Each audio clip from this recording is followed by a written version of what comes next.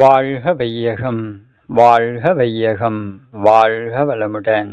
எல்லாம் வல்ல இறைவா, மெய்ப்பொருளே, சுத்த வெளியே, சூழ்ந்தெழுத்தும் பேரியக்க பேராதார பேருந்து ஆற்றலே, பேரறிவே, அன்னைக்கு வணக்கம், தந்தைக்கு வணக்கம், அருளாய் நிறைந்துள்ள ஆசான் அருள் தந்தை வேதாத்திரி மகரிஷி அவர்களுக்கு வணக்கம். அன்பு குரல் யூடியூப் சேனல் அன்பர்கள் அனைவருக்கும் இனிய வணக்கத்தையும் வாழ்த்தினையும் தெரிவித்துக் கொண்டு இன்றைய சிந்தனைக்கு செயற்கை நுண்ணறிவு ஆர்டிபிஷியல் இன்டெலிஜென்ட் என்ற தலைப்பில் சிந்திப்போம். இப்போ மகரிஷி அதை விட்டுருங்க, இதை விட்டுருங்க, இது வேண்டாம், அது வேண்டாம் அப்படின்னு சொல்லலை. அதையும் வச்சுக்கோங்க, இதையும் வச்சுக்கோங்க, கூட சேர்த்து பயிற்சியும் வச்சுக்கோங்க, அதுதானே சொல்கிறாங்க. அதுவும் இருக்கட்டும், இதுவும் இருக்கட்டும், கூடயும் சேர்த்து இதையும் வச்சுக்கோங்க. நீங்கள் பயிற்சியில் சரியாக கனெக்ட் ஆனீங்கன்னா இந்த அது இதெல்லாம் இருக்கு இல்லையா, நாளாக நாளாக அதெல்லாம் உதிர்ந்துடும். தேவையானது மட்டும் நிற்கும், தேவையில்லாததெல்லாம் அதுவாக கண்டு போயிட்டே இருக்கும். அப்படி போகிறத நீங்கள் பிடிச்சி மறுபடியும் இழுத்து வச்சுட்டு சுமக்காதீங்க. அவ்வளோதான் விஷயம். இப்போ இதற்கான ஆயத்த பணிகள், இதற்கு நாம் நம்மளை தயார்படுத்தணும். இந்த தயாரிப்பு வேலைகளை நம்மளை ஆர்வமாக ஈடுபடுத்திக்கணும். ஏதோ அதுதான் நாலேஜை நமக்கு இம்ப்ரூவ்மெண்ட் பண்ணும். சரி, இப்போ இந்த உலகம் இப்படி தான் இருக்குது, இந்த உலகத்தில் நாம் எப்படி நல்லவங்களாக வாழ்கிறது அப்படின்னா, நாளைக்கு இந்த உலகம் இப்படி இருக்காது. நாளை இந்த உலகம் வேறு வித நிலைக்கு நாம் ட்ராவல் ஆகிட்டோம். இன்னும் இது மனித இனத்துக்கு மக்களுக்கு புரியலை. நம்ம அடுத்த நிலைக்கு தயாராகிட்டோம். நாம் தெரிஞ்சோ தெரியாமலோ இனிமேல் யாரும் தவறுகளை செஞ்சுட்டு ஒளிஞ்செல்லாம் வாழவும் முடியாது. அப்படிப்பட்ட ஒரு டெக்னாலஜிக்குள்ளே போப்போம். இன்னும் ஒரு 50 வருஷம் கழித்து அப்படியே டோட்டலாக இந்த பூமி மாறப்போகுது. இன்றைக்கி இருக்கிற மறைமுக வாழ்க்கை, சாதாரணமாக அந்த பொது வாழ்க்கைங்கிறது தனிப்பட்ட வாழ்க்கை ரெண்டும் ஒன்று தான். புரிய மாட்டேங்குது அவங்களுக்கு. ஆனால் இனிமேல் முடியாது. இப்பயே அதற்கான அடையாளம்லாம் தெரியுது. நீ 10 வருஷத்துக்கு முன்னாடி பேசு, 20 வருஷத்துக்கு முன்னாடி பேசு, அந்த பேசுன்னு அந்த வீடியோ ஃபுட்டேஜ் அப்படியே கொண்டு இன்னைக்கு போட்டு விடுறோம்ல. அன்னைக்கு அப்படி பேசுகிற, இன்னைக்கு என்ன பேசுகிற நீ அப்படின்னு. ஸோ இனிமேல் ஒழிச்சு மறைச்செல்லாம் வாழ முடியாது. ஓப்பன் சொசைட்டிக்கு நாம் தயாராகிட்டோம். நம்ம எல்லாருமே ஓப்பன் சொசைட்டிக்கு தயாராகிட்டு இருக்கோம். அதே மாதிரி இந்த பிளாக் மணின்னு இருக்காது. அதே மாதிரி அண்டர் கிரவுண்ட் லைஃப்னு ஒன்று இனிமேல் யாரும் வாழ முடியாது. ஸோ இது எல்லாமே ஆர்டிஃபிஷியல் இன்டெலிஜென்ட் மூலமாக மாறப்போகுது, டோட்டலாக மாறப்போகுது. இப்போ நம்ம மருத்துவம்னு சொல்லிட்டு படிச்சுக்கிட்டே கிடக்குறோம் இல்லையா. இன்னொரு 10-20 வருஷம் கழித்து மருத்துவத்துக்கு டாக்டருக்கு வேலையே கிடையாது. அப்பாயின்மெண்ட்டே பண்ண மாட்டாங்க டாக்டரெல்லாம். நீ வேணா படிச்சுக்க, அதுவும் இஷ்டம், ஆனால் என்கிட்ட வேலை கிடையாது. ஏன்னா எல்லாத்தையும் ஆர்டிஃபிஷியல் இன்டெலிஜென்ஸில் இறக்கிடுவாங்க. எல்லாமே அது பார்த்துக்கும். ஆப்ரேஷன் அதுவே பண்ணும். இந்த ஸ்கேன் சென்டர்லாம் இருக்கவே இருக்காது. டாக்டர் தொழில் முடிஞ்சது, வக்கீல் தொழில் அதுவும் முடிஞ்சது. நீதிபதி அவங்கெல்லாம் இருப்பாங்க. ஏன்னா அது ஏதோ 1-2 பிரச்சனை வரும், அது இருக்கும். போலீஸ்காரங்கெல்லாம் பெருசாக இருக்க மாட்டாங்க, அதுவும் முடிஞ்சது. அப்போ இந்த இதெல்லாம் பாருங்க, டோட்டலாக எல்லாமே கட்டாக போகுது. இப்போ டாக்டர் தொழில் எப்படி முடிய போகுது அப்படின்னா, நமக்கு ஒரு ஸ்கேன் பாக்ஸ் மாதிரி நம்ம கொண்டு போய் கையை வச்சோம் அப்படின்னா நம்முடைய பாடியை ஃபுல்லாக ஸ்கேன் பண்ணி நம்முடைய லங்ஸு, ஹார்ட்டு, கிட்னி இதெல்லாம் எப்படி இருக்குது, எவ்வளவு ஆற்றலோடு இருக்குது, இதெல்லாம் வீக்காக இருக்குது அப்படின்னா அதற்கான ப்ரிஸ்கிரிப்ஷன் அதுவே கொடுக்கும். இதற்கான மாற்று வழி இயற்கை வழியில் எடுத்துக்கிறீங்கன்னா அதற்கான மருந்து, அதற்கான இயற்கை உணவுகளையும் அதுவே நமக்கு டெஸ்க்டாப்பில் கொடுத்துரும். அப்போ இது ஒரு மருந்தை ப்ரிஸ்கிரிப்ஷன் கொடுக்குதுன்னு வச்சுக்கோங்களேன், அதெல்லாமே ஒரிஜினலாக இருக்கும். டூப்ளிகேட் மருந்துங்கிறதே இருக்காது. தயாரிக்கவே முடியாது. இன்றைக்கி போலி மருந்துகள் இந்தியாவுக்குள்ளே அதிகமாக இருக்குது. இப்போ அமெரிக்காவில் கிட்டத்தட்ட 3500க்கு மேற்பட்ட மருந்துகள் பிளான் பண்ணியிருக்காங்க. அந்த மருந்துகள் அனைத்துமே இந்திய சந்தையில் சர்வசாதாரணமாக புழங்குகிறது. ஆனால் இனிமேல் ஃபியூச்சரில் இது இருக்காது. 10 வருஷத்தில் இது அப்படியே தலைகீழ மாறிடும். ஒரு நிறுவனம் பியூரான நல்ல மருந்துகளை மட்டும்தான் ப்ரொடக்ஷன் பண்ண முடியும். ஏன்னா அதை எழுதி கொடுக்கறதுக்கு டாக்டரே இருக்க மாட்டாங்க. இங்கெல்லாம் ஆர்டிஃபிஷியல் இன்டெலிஜென்ட். இது வந்து ஒரிஜினல் மருந்தை மட்டும்தான் ரெஃபர் பண்ணும். அதுவே வந்து நம்மளுடைய ஸ்கேன் உடம்பெல்லாம் பார்த்துட்டு உனக்கு 6 மாதம் கழித்து இந்த பிரச்சனை வர்றதுக்கு வாய்ப்பு இருக்குது, ஸோ நீ உணவு முறைகளை இதெல்லாம் மாற்றிக்க அப்படின்னு அதுவே என்ன பண்ணும், உணவு முறையில் லிஃப்ட் கொடுத்துரும். ஸோ நம்ம வந்து இயற்கை சார்ந்து வாழ போகிறோம். இந்த உலகத்தில் யார் எந்த ஒரு தனிநபர் பெயரிலையும் சொத்துக்கள் பதிவிடப்பட மாட்டாது. எந்த ஒரு தனிநபர் பெயர்லையும் சொத்துக்கள் இருக்காது. எல்லாமே அரசாங்கம் நிர்வகிக்கும். அவங்களுடைய தொழில் வளம் எல்லாத்துக்கும் வந்து மருத்துவம் இலவசமாக இருக்கும், கல்வி இலவசமாக இருக்கும், தொழில் செய்கிறதுக்கு தொழில் தயாராக இருக்கும். அவங்கவுங்களுக்கு அந்தந்த இடத்துல ஒர்க்கு ரெடியாக இருக்கும். அந்தந்த இடத்துல போய் அவங்கவுங்க ஜாப்பில் இருந்துக்கலாம். அவங்கவுங்களுக்கு ஒரு கார்டை கொடுத்துருவோம், அவ்வளோதான். ஒரு கார்டு இல்லாட்டி சிப்பை ஃபிட் பண்ணிடுவோம். நாம் வந்து ஒரு மனிதன், தனி மனிதன் யாராக இருந்தாலும் சரி, போய் ஒளிஞ்சிக்கிட்டுலாம் வாழ முடியாது. இனிமேல் இந்த இடத்துல தான் இருக்கேங்கிறது அங்கே ஆன்லைனில் நமக்கு தெரிஞ்சுக்கிட்டே இருக்கும். அப்போ தீவிரவாதம்லாம் இருக்கவே இருக்காது. குற்றவாளிகள் பண்ணவே முடியாது குற்றங்களை, குற்ற செயல்களே இருக்காது. டோட்டலாக எல்லாமே மாறிடும். ஓப்பன் சொசைட்டிக்கு வந்துடுவோம். இன்னொரு 10 வருஷம் 20 வருஷங்களுக்கு இதுக்கான அடையாளங்கள்லாம் நல்லாவே தெரியும். 50 வருஷத்தில் கம்ப்ளீட்டாக மாறிடும். அப்படிப்பட்ட ஒரு பியூரான ஓப்பன் சொசைட்டிக்குள்ளே நாம் போக போகிறோம். கருப்பு பணம் இனிமேல் இப்போலாம் பாருங்கள், இப்போ ஆல்ரெடி எல்லாம் வந்து டிஜிட்டல் மணின்னு ஆயிடுச்சு இல்லையா. இந்த பணத்து மேலே இருக்கிற பற்று பாருங்க, நம்ம வந்து ஒரு 5000 ரூபாய் இருக்கட்டும், 1000 ரூபாயா இருக்கட்டும், நம்ம கையில் எண்ணி கொடுக்கும்போது இருந்த அந்த உணர்வு அப்படி டிஜிட்டல் நம்பரை தட்டி அடிச்சு விடுறதுல வரமாட்டேங்குது இல்லை. இதை தான் மகரிஷி சொன்னாங்க, இந்த பணத்து மேலே இருக்கிற பற்று குறைஞ்சிரும், பணம்ங்கிறது புழக்கத்தில் இல்லாமல் போயிடும். அது வேறு ஒரு தளத்துக்கு போயிடுச்சு, டெக்னாலஜி மூலமாக வேறு ஒரு தளத்துக்கு போயிடுச்சு. இப்போ நமக்கு தேவை என்ன அப்படின்னா, அந்த பற்று இருக்கக்கூடாது, அவ்வளோதான். அது மேலே ஒரு பாசம் இருக்கக்கூடாது, பற்று இருக்கக்கூடாது. அது ஆட்டோமேட்டிக்காக இயற்கையாக என்ன பண்ணுது, கொண்டு வந்துட்டு இருக்கு பாருங்க நம்ம லைஃப்பில். நீயா திருந்தலைன்னா நானா திருத்திடுவோம், இவ்வளோதான். இப்போ நாமளாக வந்து இதெல்லாம் புரிஞ்சுக்கிட்டு மாறிக்கணும். மாற வேண்டிய விஷயத்தில் மாறிட்டோம் அப்படின்னா நாளை நம்மளுடைய அடுத்தடுத்த ஜென்ரேஷன் அவங்க நம்மளுடைய வாழ்க்கையை சிறப்பாக வாழ்வாங்க. இந்த எந்த ஒரு தனிநபர் பேர்லேயும் சொத்துக்கள் இருக்காது. நமக்கு ஒர்க்கு இந்த இடத்துல ஃபிக்ஸ் ஆகிடும். இந்த இடத்துல போய் நம்ம ஒர்க் பண்ணணும், ஆட்டோமேட்டிக்காக நமக்கு கிரெடிட் ஆகிடும், அவ்வளோதான். 2 நாள் ஒர்க்குக்கு வரல அப்படின்னா ஆட்டோமேட்டிக்காக நம்ம இருக்கிற இடத்த தேடி ஆள் வந்துடுவாங்க. ஏன் ஒர்க்குக்கு வரல, என்ன ப்ராப்ளம், உடம்புல ஏதாவது ப்ராப்ளமா, ஏதாவது கவுன்சிலிங் தேவைப்படுதா அப்படிங்கிறதுக்காக ஆள் வருவாங்க. அரெஸ்ட் பண்ணிட்டுக்கு உள்ளே போகிறதுக்கெலாம் வரமாட்டாங்க. என்ன பிரச்சனை அப்படின்னு கேட்கறதுக்காக ஆள் வருவாங்க. ஸோ இது மாதிரியான ஒரு சமுதாயத்துக்குள்ளே நாம் ட்ராவல் பண்ண போகிறோம். ஃப்யூச்சரில் இது மாதிரி தான் இருக்கும். உலகம் முழுவதும் இந்த போரெல்லாம் நடக்கிறதுக்கு வாய்ப்பே இல்லை. ஆக்சுவலாக இப்போ பாருங்கள், மகரிஷி சொன்ன அந்த இதுதான், இருக்கிற இடத்துலேருந்தே ரிமோட்டை ஃபிக்ஸ் பண்ணி வெப்ப அலை மூலமாக அங்கங்கு வச்சிருக்கிற குண்டுகளை வெடிக்க வைக்கக்கூடிய டெக்னாலஜியை கண்டுபிடிச்சிருவாங்க. அப்படி கண்டுபிடிச்சா அப்படின்னா இங்கே உக்காந்துட்டு எந்த நாட்டில் இருக்க நீ வந்து ஏவ வேண்டிய அவசியமே கிடையாது. நீ வச்சிருக்கியா, அங்கேயே போட்டு அதை என்ன பண்ணிடலாம், அழிச்சிடலாம். அப்போ இனிமேல் யாரும் என்ன பண்ண முடியாது, அணு ஆயுதங்களை உற்பத்தி பண்ணவே முடியாது. ஆனால் கண்டுபிடிச்சிருவோம். இருக்கிற இடத்துலேருந்தே ரிமோட்டை ஃபிக்ஸ் பண்ணி எல்லாமே வந்து எலக்ட்ரான் தானே, இருக்கிற எலக்ட்ரான் அப்படி ஃபயர் பண்ணி விட்டோம் அப்படின்னா ஆட்டோமேட்டிக்காக அது அங்கேயே வெடிக்க ஆரம்பிச்சிடும். ஸோ இப்படிப்பட்ட ஒரு நிலைக்கு தான் நம்ம போயிட்டுருக்கோம். இனிமேல் வந்து ரசாயன குண்டுகள் அது இதெல்லாம் யாரும் தயாரிக்கவும் முடியாது. ஓப்பன் சொசைட்டிக்கு வந்துடுவோம். வெளிப்படையான வாழ்க்கையை வாழ்ந்தே ஆக வேண்டும். நீ மறைமுகமான வாழ்க்கை, பொது வாழ்க்கைன்னு வேற, தனிப்பட்ட வாழ்க்கைன்னு வேற, இனிமேல் வாழவே முடியாது. எல்லாம் ஓப்பனுக்கெல்லாம் வந்தாகும். ஸோ அந்த அளவுக்கான ஒரு அற்புதமான வாழ்வியல் தொழில்நுட்பத்துக்குள்ளே போப்போம். ஸோ ஃபியூச்சரில் இது மாதிரியான விஷயங்கள்லாம் நடக்கும். ஏழ்மை இருக்காது, பட்னி சாவு அப்படிங்கிறது நடக்காது. இன்னைக்கு பாருங்க, காசாவில் நம்முடைய உறவுகள் பட்னி சாவு பெறுகிறது. பட்னியால் சாகுறாங்க அங்கே குழந்தைங்க.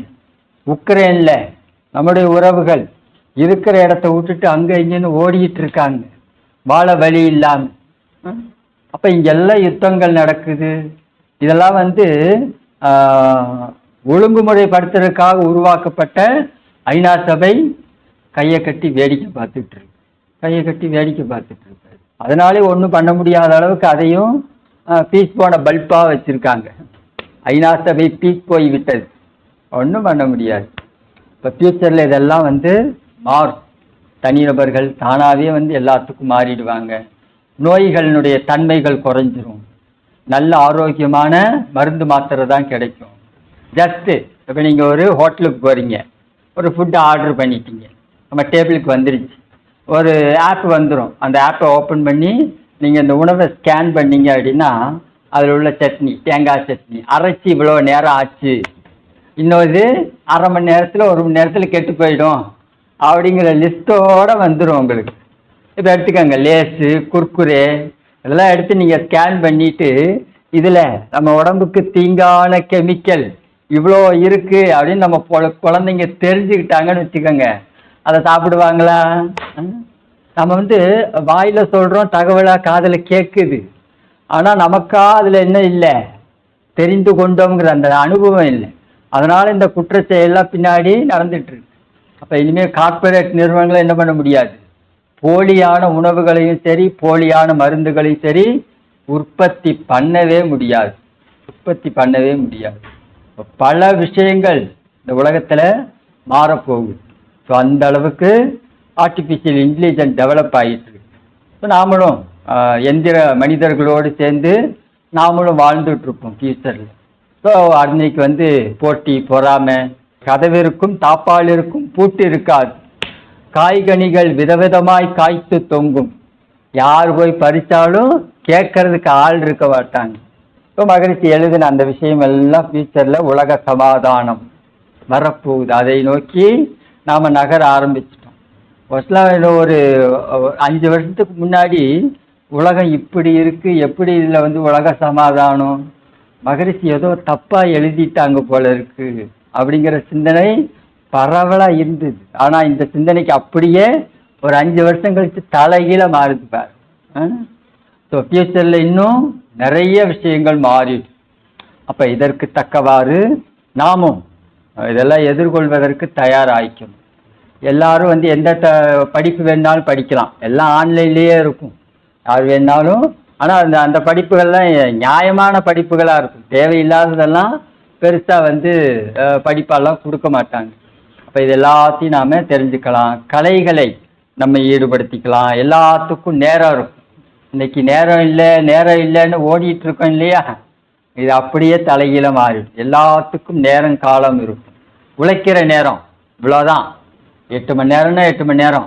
இப்போ ஒரு தடவை அமெரிக்காவில் போய் மகிழ்ச்சி பேசிட்டு வரும்போது இந்த வேலை இல்லாத திண்டாட்டம் கொஞ்சம் ஜாஸ்தியாகிற மாதிரி இருக்குது, இதுக்கு என்ன சொல்யூஷன் சொல்கிறீங்க அப்படின்னா, வேற ஒன்றும் கிடையாது, நீங்கள் அவங்களுக்கு நேரத்தை ஆட்கள் அதிகமாக சேர்க்கணும்னு ஆசைப்படுறீங்க. அப்படி சேர்த்தாதான் இந்த ஒர்க்கை பண்ண முடியும்னு நினைக்கிறீங்க. அப்போ இவங்கள்ட்ட இருக்கிற சம்பளத்தை வாங்கி அவங்கள்ட்ட கொடுக்குறீங்க. அதுதான் பண்ண முடியும். இப்போ ஒருத்தர் வேலையை செய்கிறத 4 பேர்த்த சேர்த்துக்கிட்டு செய்யணும்னு யோசிக்கிறீங்க. அதை விட்டுட்டு நீங்கள் என்ன பண்ணுங்க, ஒர்க் பண்ணுற நேரத்தை குறைச்சிருங்க. 8 மணி நேரம் ஒர்க்குங்கிறது 6 மணி நேரமாக குறைச்சிருங்க. அப்போ இதுலேருந்து ஒரு 2 மணி நேரம் கிடைக்கும். அந்த பக்கம் 6 மணி நேரத்தில் இருக்கிறதுல அதுலேருந்து 2 மணி நேரம் கிடைக்கும். 3ஆவதாக ஒரு ஒர்க் வச்சுருக்கோம் இல்லையா, 3 பேட்சில் தானே ஒர்க் பண்ணிகிட்டு இருக்காங்க, அதுலேருந்து ஒரு 2 மணி நேரம் கிடைக்கும். அப்போ நமக்கு மொத்தம் 4 ஒர்க்கு கிடச்சிரும். அப்போ இருக்கிற மக்களுக்கு எல்லாம் என்ன பண்ணலாம், தாராளமாக நாம் வேலை கொடுக்கலாம். அப்போ எப்படி ஒரு சிந்தனை பாருங்க. நம்ம இருக்கிற மனிதர்களை குறைக்கிறது அப்படின்னா, இன்னைக்கு ஆர்டிஃபிஷியல் இன்டெலிஜென்ஸ் மூலமாக நிறைய பேர் தன்னுடைய தொழிலை இழக்கிறாங்க. ஆனால் இதெல்லாம் வேறு ஒரு நிலைக்கு அவங்க தயார் பண்ணிக்குவாங்க. எல்லாம் படித்தவங்க தானே, வேறு வேலையை என்ன பண்ணலாம், சுயமாகவே செய்யலாம். விவசாயம் இருக்குது. இனிமேல் இந்த விவசாயத்தில் இந்த ரசாயனம் போட்டு மண்ணை கெடுத்து, நிலத்தை கெடுத்து, தண்ணியை கெடுத்து அப்படிப்பட்ட ஒரு விவசாயம் இருக்காது. விவசாயத்தை ஃபுல்லாக இந்த கார்ப்பரேட் நிறுவனங்கள்லாம் தன்னுடைய ஆதிக்கத்தின் கீழே வச்சுக்கணுங்கிறதுக்காக முயற்சி தான் என்னது இது, இந்த சரியான விலை கொடுக்காம விவசாயிகளை இன்னல் படுத்துறது, அவங்களுடைய சரியான அந்த உழைப்புக்கு தகுந்த ஊதியங்கிறதெல்லாம் கொடுக்காம பார்த்துக்கிறாங்க. இதெல்லாம் உலகத்தில் நடக்குது. ஏன்னா அவங்க கண்ட்ரோல் எடுக்கிறதுக்காக முயற்சி பண்ணுறாங்க. இதெல்லாம் ஆட்டோமேட்டிக்காக என்ன பண்ண போகுது, மாறப்போகுது. இப்போ நமக்கு ஆரோக்கியமான உணவுகள் கிடைக்கும். இன்னைக்கு தேவையில்லாத ரசாயன உணவுகள்லாம் இருக்கு இல்லையா, இது எல்லாமே குறைஞ்சிது. ஏன்னா அன்னைக்கு நம்ம வாங்கவே மாட்டோம் ரசாயன உணவுகள். அதையும் நம்ம ஸ்கேன் பண்ணாவே தெரிஞ்சு போயிடும். இதில் தேவையில்லாத இந்த இன்க்ரீடியன்ட்லாம் கலந்துருக்காங்க, இந்த ரசாயன உணத்தால் இது தயாரிக்கப்பட்டிருக்கு. இந்த உணவை நீ எடுத்துக்கிட்ட அப்படின்னா அதையும் சொல்லும். இந்த உணவை நீ எடுத்துக்கொண்டால் உன்னுடைய கிட்னிக்கு இந்த பாதிப்பு வரும், உன் லங்ஸுக்கு இந்த பாதிப்பு வரும், அது ஒரு 6 மாதம் கழித்து இந்த விதமான ஒரு நோய்த்தன்மைக்கு ஆளாகும் அப்படின்னா அதை இன்னைக்கு சாப்பிடுவோம் நாம. அதுதான். ஸோ ஃபியூச்சரில் நமக்கு எதிர்காலம் பிரம்மாண்டமாக ஆரோக்கியமாக இருக்கிறது. அத்தகைய ஆரோக்கியமான ஒரு வாழ்வியல் முறைக்குள்ளர நாம் இந்த மனவளக்கலையோட ட்ராவல் பண்ண போகிறோம். இப்போ நாம் இன்னைக்கு புரிந்து கொள்ள வேண்டிய விஷயத்தை புரிஞ்சுக்கணும். தனிநபர் வாழ்க்கை அப்படிங்கிறது ஃபியூச்சரில் எது மாதிரி நல்ல முறையில் இருக்க போகுது. அதெல்லாம் மோசமாலாம் ஆகாது. இப்போ அந்த அளவுக்கு நம்முடைய விஞ்ஞானம் ஒரு பக்கம் நல்லா வளர்ந்துட்டு இருக்கு. இன்னொரு பக்கம் இந்த மெய்ஞானத்தையும் நம்மோடு இணைச்சிக்கிட்டோம் அப்படின்னா பலவிதமான நன்மைகளுக்குள் நம்மளுடைய எதிர்கால சமுதாயம், நம்மளுடைய குழந்தைங்க வாழ போகிறாங்க. ஸோ அந்த வாழ்க்கையை அதை தான் மகரிஷி இப்படிப்பட்ட ஒரு சூழ்நிலையெல்லாம் உருவாகுங்கிறத மகரிஷி தன்னுடைய ஞானத்தினால் உணர்ந்த காரணத்தினால தான் ஆன்மீகத்துக்கு இது ஒரு பொற்காலம். ஆன்மீகத்துக்கு இது ஒரு பொற்காலம். நம்ம டோட்டலாக இவ்வளோ நாளாக விஞ்ஞானத்தில் வளர்ந்தோம் இல்லையா, இனிமேல் அப்படியே மெய்ஞானத்தில் வளரப்போம். மெய்ஞானம் அறிவு வளரப்போகுது. ஸோ இந்த செயற்கை நுண்ணறிவோடு சேர்ந்து நாமளும் இயற்கை நுண்ணறிவை வளர்த்துக்கலாம். இப்போ செயற்கை நுண்ணறிவு இந்த அளவுக்கு இருக்குது அப்படின்னா இயற்கையாக கொடுத்தது எப்படி இருக்கும்? ஆக்சுவலாக நமக்கே தெரியும். இப்போ நம்ம கையில் ஒரு பழத்தை வச்சாங்க அப்படின்னா இந்த பழம் எனக்கு ஒத்துக்குமா ஒத்துக்காதாங்கிறது தெரியும். ஆனால் நம்ம அந்த அளவுக்கு என்ன பண்ணல, இந்த ட்ரைனிங் கொடுக்கல.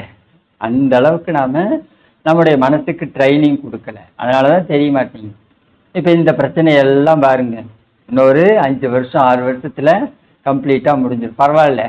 அவன் பாருங்க, நீ மனசை நுணுக்கமாக வச்சு பழக மாட்டேங்கிற, வைக்க மாட்டேங்கிற. நானும் படாத பாடு பட்டு பார்த்துட்டேன். சரி விடு, டெக்னாலஜியாகவே அதை கொண்டு வந்துடுறேன். டெக்னாலஜியாகவே அதை கொண்டு வந்து கொடுத்துட்றான். நீ வச்சிருக்கிற இந்த மருந்து மாத்திரைலாம் உனக்கு சுத்தமாக ஆகவே ஆகாது. அதோடு தான் நீ வாழ்ந்துகிட்டு இருக்க. இந்த உணவெல்லாம் சாப்பிட்றேங்கிறிய ஃபாஸ்ட் ஃபுட்டு எல்லாம் உணவுக்கு இவ்வளோ தீங்காக இருக்கும். இதெல்லாம் சாப்பிடாத.